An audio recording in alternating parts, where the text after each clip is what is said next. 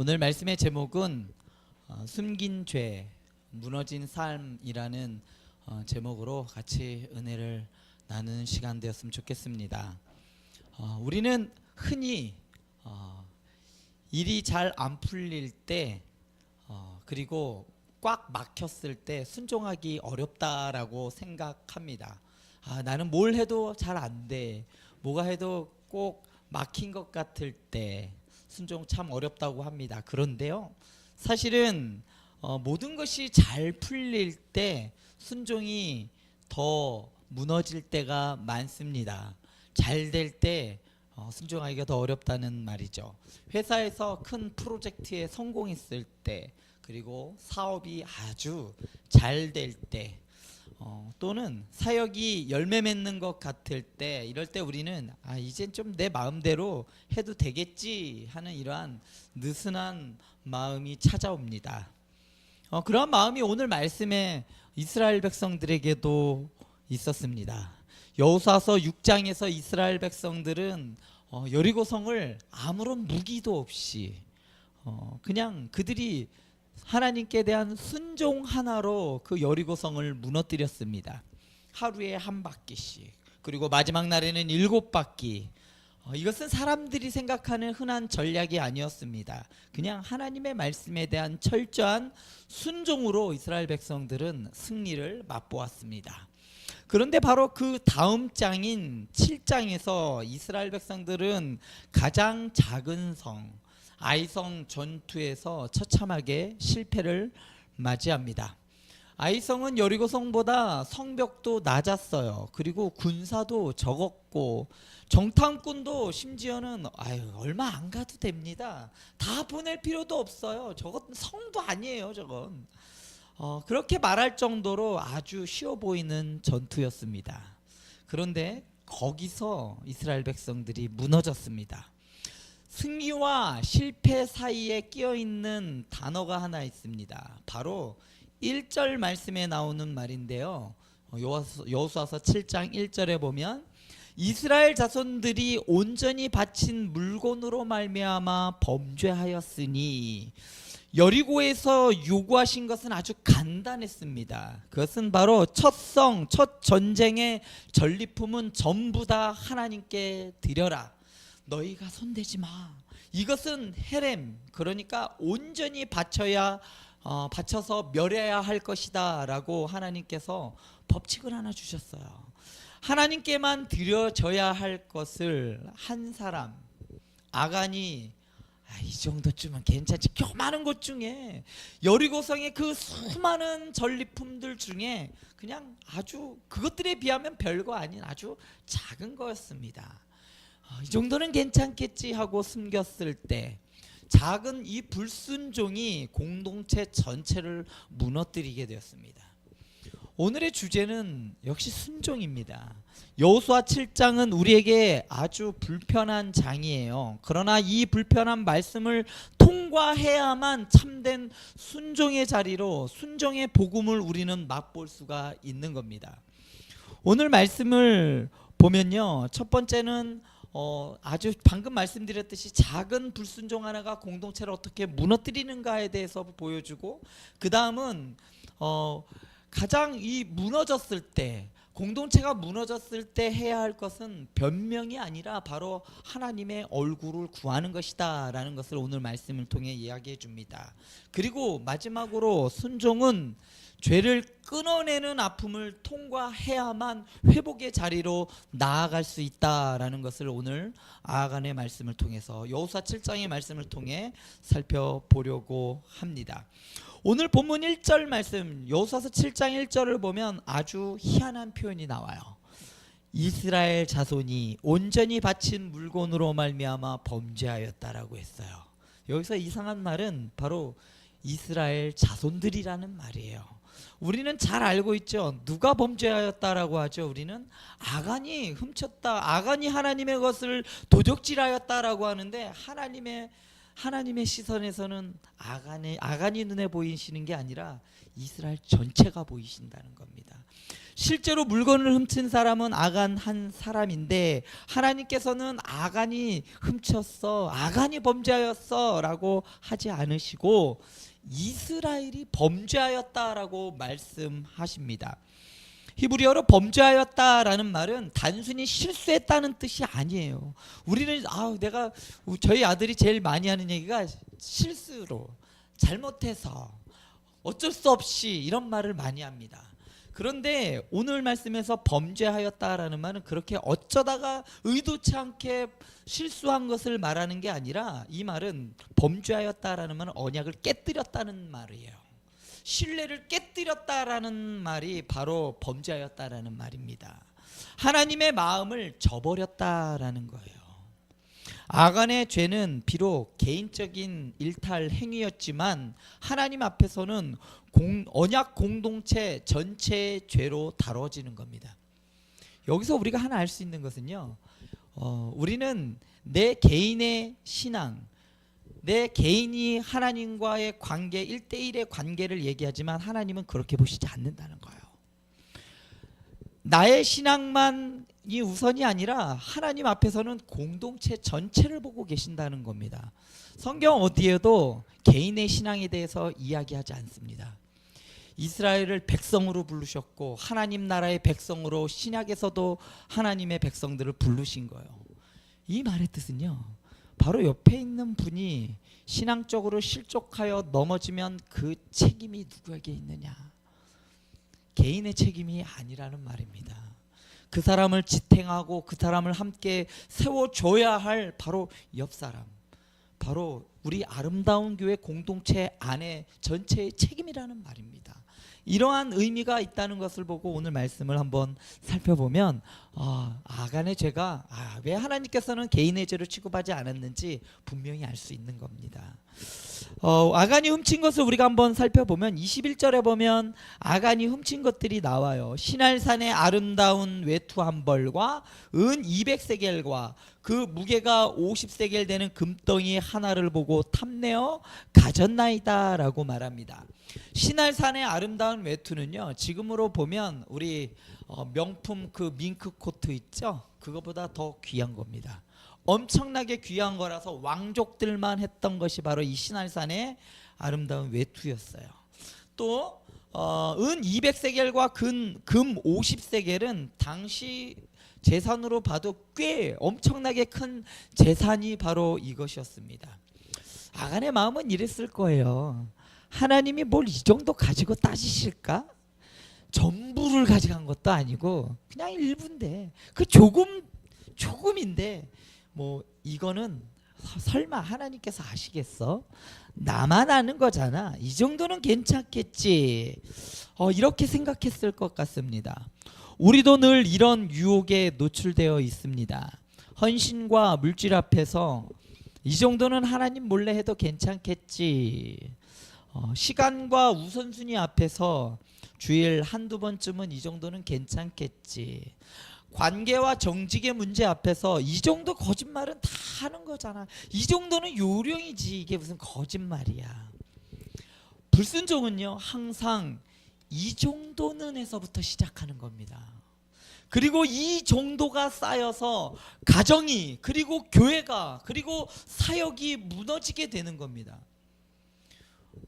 최근에 공직자들이 무너지는 걸 많이 보죠.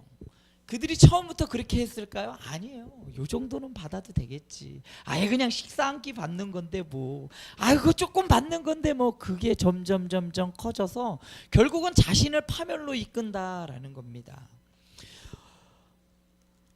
이 정도는 이것을 우리는 경계해야 하는 겁니다.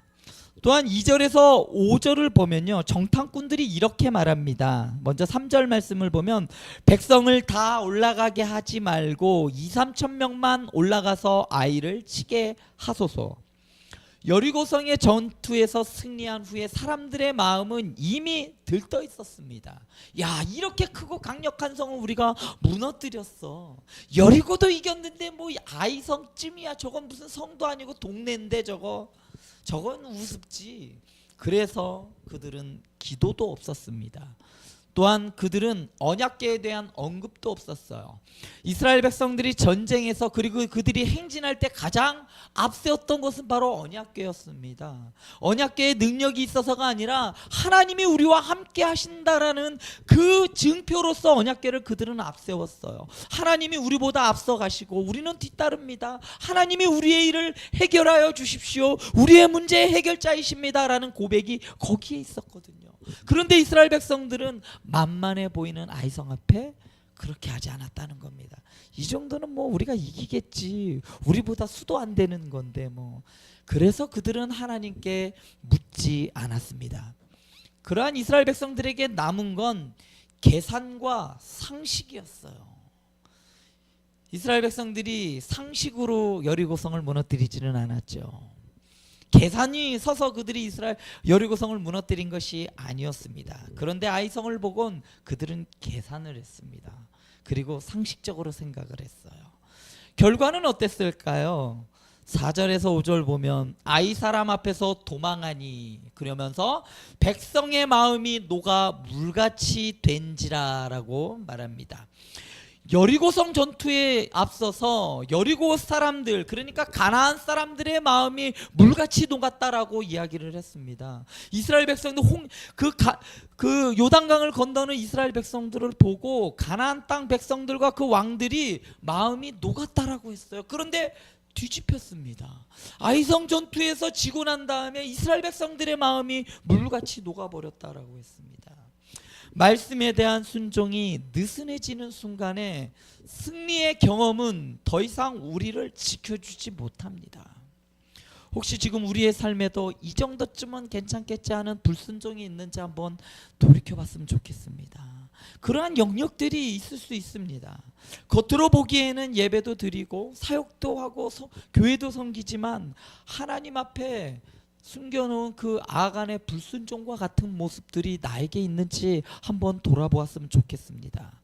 순종의 삶은 큰 일에서만 드러나는 것이 아니라 보이지 않는 아주 작은 선택에서부터 시작된다는 겁니다. 여호수아는 패배 소식을 듣고 옷을 찢고 얼굴을 땅에 대고 엎드렸습니다. 이 모습을 보면 상당히 경건해 보이고 아주 겉으로 보기에는 참 하나님 앞에 절실하게 기도하는 것처럼 보입니다. 그런데 그의 입에서 나오는 기도를 들어보면 슬픔과 믿음이 섞여 있지만 동시에 원망도 그 안에 섞여 있다는 것을 우리가 볼 수 있어요. 7절 말씀에 보면 슬프도소이다 주 여호와여 어찌하여 이 백성을 인도하여 요단을 건너게 하시고 우리를 아모리 사람의 손에 넘겨 멸망시키려 하셨나이까. 우리가 요단 저쪽을 만족하게 여겨 거주하였다면 좋을 뻔하였나이다. 하나님 왜 우리를 여기까지 끌고 오셨어요? 차라리 그냥 저 요단 저편에 있었으면 좋았을 거 아니에요. 광야에서 이스라엘 백성들이 했던 말과 똑같은 말이에요. 왜 우리를 여기까지 인도해서 애굽에 있었으면 우리가 고기도 먹고 편했을 텐데 왜 우리를 여기까지 인도했습니까? 그 원망의 말과 똑같은 패턴의 말을 여호수아가 하고 있는 겁니다. 우리도 실패하면 이렇게 말합니다. 하나님 왜 저에게 이런 가정을 주셨어요? 하나님 왜 이러한 교회를 섬기게 해줬어요? 왜 이런 직장을 나에게 주셨어요? 왜 이런 고난을 나에게 허락하셨습니까? 무너졌을 때 우리의 본성은 원인을 어디서 찾느냐면 바로 하나님께 찾는다는 거예요. 하나님 탓, 환경 탓으로 돌리는 경향이 있답니다. 이는 아담이 범죄했을 때랑 똑같아요. 창세기 3장 12절에 보면 하나님이 주셔서 나와 함께 있게 하신 여자 그가 그 나무 열매를 내게 주므로 내가 먹었나이다. 하나님이 저 여자 줘서 내가 결국은 이렇게 죄를 저질렀잖아요. 왜 주셨어요? 하와의 머리이자 하와를 이끌어야 할 책임이 있는 아담의 입에서 하나님이 주신 그 여자 때문에 내가 죄를 범하게 되었다라고 핑계를 대는 것과 똑같다는 말입니다. 이럴 때 하나님의 대답은 아주 단호했습니다. 10절의 말씀 보면 여호수아야 일어나라 어찌하여 이렇게 엎드렸느냐. 엎드려 있다는 것이 나쁘다는 뜻이 아닙니다. 문제는 엎드려 있으면서도 원인을 잘못 보고 있다는 것이에요. 그래서 하나님께서 진단하십니다. 11절에 보면 이스라엘이 범죄하여 내가 그들에게 명령한 나의 언약을 어겼으며 또한 그들이 온전히 바친 물건을 가져가고 도둑질하며 속이고 그것을 그들의 물건들 가운데 두었느니라. 하나님은 전쟁의 방법과 기술이 문제가 아니라고 말합니다. 정치와 군사와 숫자와 전력의 문제가 아니라 바로 언약의 문제, 바로 순종의 문제라고 하나님께서는 말하는 거예요. 저기가 경고에서도 아니고 아이성이 너희들의 전략을 다 꿰뚫어서도 아니고 너희들의 문제는 바로 내 말을 순종하지 않았기 때문이야. 12절 말씀을 보면 온전히 바친 물건을 너희 중에서 멸하지 아니하면 내가 다시는 너희와 함께 있지 아니하리라. 여기서 아주 중요한 메시지가 나옵니다. 하나님의 임재는 하나님이 이 거룩함과 분리될 수 없다는 겁니다. 하나님은 거룩을 짓밟는 것을 그냥 무시하고 묵인하지 않습니다. 그래도 내가 너와 함께 할게 하지 않는다는 말입니다. 그래서 하나님께서는 13절에서 이렇게 말씀합니다. 너희는 내일을 위하여 스스로 거룩하게 하라. 회복의 시작은 하나님 이 환경 좀 바꿔주세요. 기도 이전에 우리의 죄를 좀 보여주십시오. 나의 죄가 무엇인지 좀 보여주십시오. 그 기도에서부터 회복은 시작된다는 말입니다. 진정한 회복은 죄의 문제가 해결돼야 해결될 수 있는 겁니다. 우리의 죄의 문제가 해결되지 않는 이상 하나님과의 관계가 해결될 수가 없습니다. 그렇기 때문에 이 원칙은 하나님도 하나님 입장에서도 마찬가지셨어요. 그래서 아담과 하와가 범죄하셨을 때 하나님께서는 어떻게 하셨을까요? 그 즉시 하나님께서는 내가 내려갈게. 내가 너희를 위하여 십자가에 달려 죽을게. 하나님께서는 그 죄의 문제를 해결하는 법을 제시해 주셨습니다. 진정한 회복은 방금 말씀처럼 죄의 문제가 해결되어야 합니다. 그래서 나의 죄가 보이는 것이 중요해요. 내가 무슨 잘못을 했는지도 모르는 사람들이 있습니다. 죄를 범하였음에도 불구하고 깨닫지 못하는 사람들이 있어요. 그것은 하나님의 말씀을 통해서 우리는 죄를 깨달을 수 있는 겁니다. 율법의 제1된 원칙이 무엇이냐? 우리의 죄를 깨닫게 한다는 겁니다. 하나님의 말씀을 보면 볼수록 우리는 나의 죄가 깨달아지게 되어 있어요. 거울을 보면 우리는 뭘 알 수 있을까요? 내 얼굴에 묻은 티를 볼 수 있습니다. 아, 내가 오늘 화장 안 했구나. 알 수 있다는 겁니다. 거울을 보지 못하면 나의 얼굴에 묻어있는 흠이나 더러운 것들을 볼 수가 없지만 거울을 통해서는 우리는 그것을 알 수가 있어요. 율법이 바로 하나님의 말씀이 바로 그러한 역할을 하고 있는 겁니다. 나의 죄가 보이지 않기 때문에 예수께서 십자가에 달리신 그 사건이 나에게 아무런 감동이 되지 않는 거예요. 내가 죄인이 아닌데, 나 멀쩡한데 내가 뭘? 예수님께서 나를 위해서 돌아가셨다는 게 왜 돌아가셔 도대체? 내가 뭐 어때서? 그래서 은혜가 되지 않는 겁니다. 철저하게 죄가 보이는 곳에, 죄가 많은 곳에 은혜가 많다는 말은 내가 죄를 많이 지어서 그렇다는 의미가 아니라 내가 은혜를 받으면 받을수록 내 죄가 보인다는 얘기예요. 내가 얼마만큼 형편없는 사람이었는지, 내가 얼마만큼 절망적인 상태에 있던 죄인인지 그게 깨달아지고 보이게 된다는 말입니다. 그래서 예수님께서 십자가에 달리신 그 은혜가 너무나도 크게 느껴진다는 말입니다. 삶에 반복되는 실패와 벽과 같은 막힘이 있을 때 환경 탓, 누구 때문에, 저 사람 때문이 아니라 내가 주님 앞에 나를 돌아보고 하나님 앞에, 하나님, 내가 주님께 잘못한 것은 있지 않습니까? 내가 부치 중에라도 내가 저지른 죄가 있다면 주님 나를 용서하시고 내가 주님 앞에 더욱더 한 걸음 나아가길 원합니다. 그러면서 하나님께 주님, 제 안에 숨겨진 불순종을 제게 보여주시옵소서, 이렇게 기도하며 나아가 보시기 바랍니다. 삶이 무너졌을 때, 신앙이 무너졌을 때 첫 걸음은 바로 하나님의 얼굴을 구하는 겁니다. 왜 일이 일어났는지, 무엇이 하나님의 마음을 아프게 했는지, 내가 어디서 하나님의 말씀을 가볍게 여겼는지 그분께 묻고 그분이 비치는 그 빛 앞에 서는 것, 그것이 바로 순종의 시작입니다. 16절부터는 하나님이 지시하신 방식대로 이스라엘 전체를 하나하나 통과하는 장면이 나옵니다.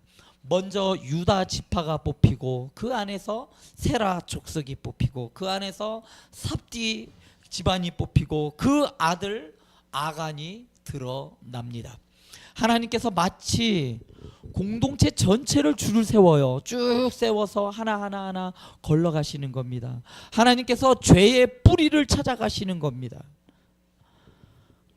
아간은 끝까지 견디지 못하고 고백을 합니다. 20절에 보면 참으로 나는 이스라엘의 하나님 여호와께 범죄하여 이러이러하게 행하였나이다. 그리고 21절에 그 죄의 과정을 매우 정확하게 말합니다.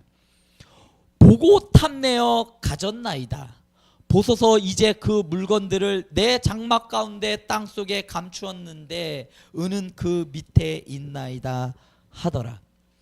이 말씀을 보면 죄가 어떻게 시작되고 어떻게 우리에게 미치는지 정확하게 나옵니다. 처음에 본다라고 했어요. 보는 겁니다. 그리고 탐낸다라고 했어요. 보고 탐심이 일어나고 그리고 어떻게 할까요? 그것을 취합니다. 가져가는 겁니다. 그리고 어떻게 되느냐? 감춘다는 겁니다. 이 순서는 어디서 보지 않았습니까? 이 순서는 바로 창세기 3장 6절에서 하와가 하는 말과 똑같습니다. 창세기 3장 6절의 말씀은 보면 여자가 그 나무를 본즉 먹음직도 하고 보암직도 하고 지혜롭게 할 만큼 탐스럽기도 하고 한 나무인지라 여자가 그 열매를 따 먹고 취했다는 거죠. 자기와 함께 있는 남편에게도 주매 그도 먹은지라. 보고 탐심이 생기고 취하고 감추는 행동이 똑같은 겁니다. 죄는 늘 이 패턴에 따라 움직이는 겁니다. 좋은 게 있으면 보이죠. 좋은 게 보이면 갖고 싶은 마음이 있습니다. 그리고 취하는 겁니다. 그게 물건이든 무엇이든 명예든 다 똑같습니다. 눈은 마음의 행동을 하게 만들고 그리고 그것을 행동하고 숨기고 오늘 우리 시대의 죄도 다르지 않다라는 겁니다. 결국 아간과 그의 가족, 그의 소유가 25절에서 26절에 보면 아골골짜기에서 돌을 맞고 불태워집니다. 이 장면은 너무나도 거칠어 보여요. 그리고 너무 우리에게 섬뜩하게 느껴집니다. 돌로 그 가족 전체를 쳐서 아골골짜기에서 거기에서 묻어버리죠. 우리가 보기에는 하나님 이건 좀 너무 심한 거 아니에요? 그것 좀 훔쳤다고 좀 용서해 주실 수도 있는 거 아닙니까? 하지만 이 심판 장면을 통해 성경은 몇 가지를 우리에게 함께 보여줍니다. 먼저 죄가 얼만큼 심각한가를 보여주고 있어요. 하나님과의 언약을 깨뜨리는 죄는 단순한 실수가 아니라 생명을 무너뜨리는 일이라는 말입니다. 그리고 또한 아까도 말씀드렸듯이 죄는 공동체 전체가 책임을 지어야 한다는 겁니다. 개인의 죄가 공동체를 무너뜨릴 수가 있습니다. 그래서 어떤 누구 한 명이 무너지고 넘어질 때 우리 옆에 있는 사람들이 그것을 일으켜 세워주고 잘못된 것을 깨우쳐줘야 할 필요가 우리에게 있는 겁니다. 우리에게 그러한 책임이 있어요. 그 사람이 우리 공동체에 있는 한 그 책임이 우리에게 역시 있다는 겁니다. 그리고 동시에 회복의 가능성을 주십니다.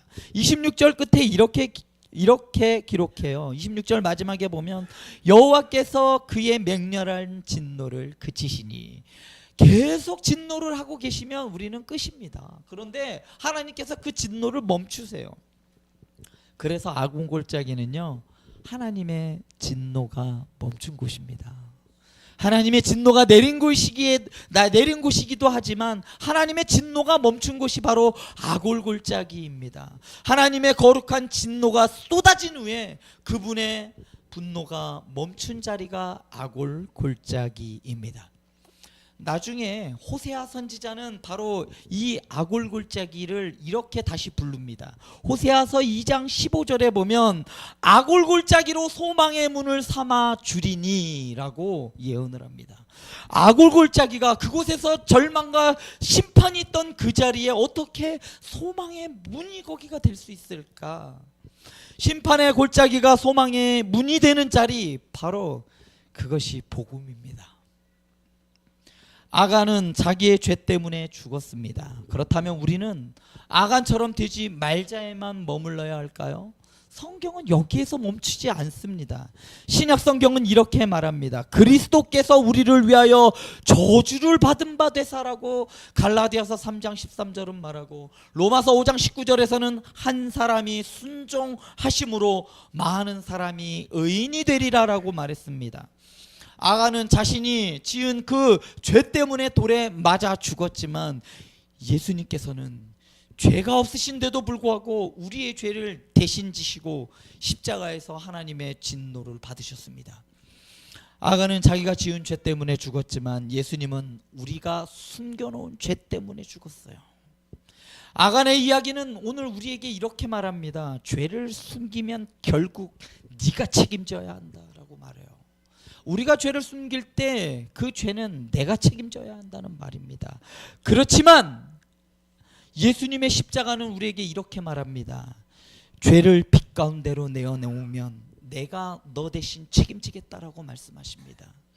그래서 이제 순종의 출발점은, 예수님, 하나님, 제가 이제 잘 해보겠습니다, 이게 아니라, 주님, 저는 죄인입니다. 주님밖에 구원은 없습니다. 예수님의 완전한 순종을 믿고 붙드는 것, 그것에서부터 우리의 회복은 시작되는 겁니다. 우리는 여전히 연약하고 여전히 흔들리고 우리는 여전히 실패합니다.